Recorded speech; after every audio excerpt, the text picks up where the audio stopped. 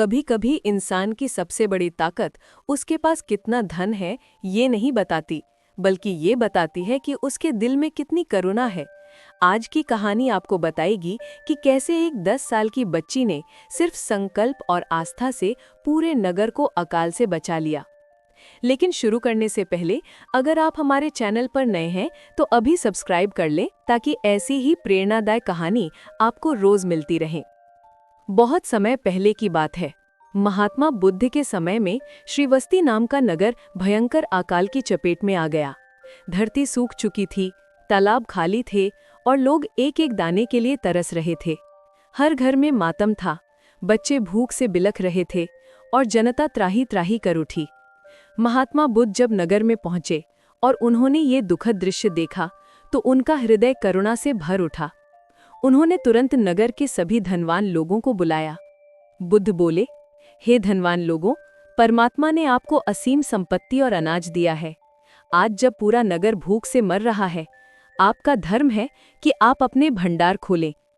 अगर आप थोड़ी सी भी दया दिखाएंगे तो ये नगर इस विनाशकारी अकाल से शीघ्र मुक्त हो जाएगा। सभा में सन्नाटा छा गया। सबने सुना, लेकिन किसी ने कुछ नहीं कहा।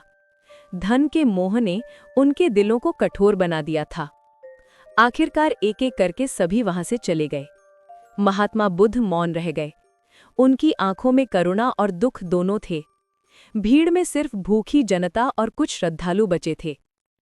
उसी समय भीड़ को चीरती हुई एक नन्ही बच्ची बुद्ध के पास आई। उसका नाम था आर्या। उम्र सिर्फ 10 साल थी। आर्या ने झुककर कहा, भगवन, मैं अकाल पीड़ितों की सेवा करूंगी। मैं सबके लिए भोजन की व्यवस्था करूंगी। बुद्ध मुस्कुराए, बोले, बेटी, तुम्हारे पास साधन नहीं है। इतने बड़े काम को करना तुम्हारे लिए कठिन है। लेकिन आर्या ने दृढ़ता से कहा, भगवन, मेरे पास धन नहीं है, पर मेरे पास हिम्मत और आस्था है। मेरी उम्र छोटी सही, पर मेरी भावना बहुत बड़ी है। आप बस आशीर्वाद दीजिए, मैं जरूर इस नगर की सहायता कर पाऊंगी। महात्मा बुद्ध के चेहरे पर संतोष की आभा झलक उठी। उन्होंने आर्या के सिर पर हाथ रखकर आशीर्वाद दिया। आशीर्वाद पाते ही आर्या नगर की गलियों में निकल पड़ी। वो हर घर के दरवाजे पर जाकर पुकारने लगी, भाइयों बहनों, भूख से तड़पते बच्चों के लिए कुछ अन्न दीजिए। धीरे धीरे लोग उसकी भावना से प्रभावित हुए। कई नागरिक आगे आए और अन्न दान करने लगे। आर्या की लगन देखकर नगर के धनी लोगों के कठोर दिल भी पिघल गए। उन्होंने भी अपने भंडार जनता के लिए खोल दिए। कुछ ही दिनों में नगर के चौक चौराहों पर अन्न के ढेर लग गए। लोगों के चेहरे पर मुस्कान लौट आई। बच्चे फिर से खेलने लगे। पूरा नगर उस छोटी बच्ची आर्या के साहस को नमन करने लगा। महात्मा बुद्ध ने कहा कि जहां करुणा और साहस एक साथ होते हैं, वहां असंभव भी संभव हो जाता है।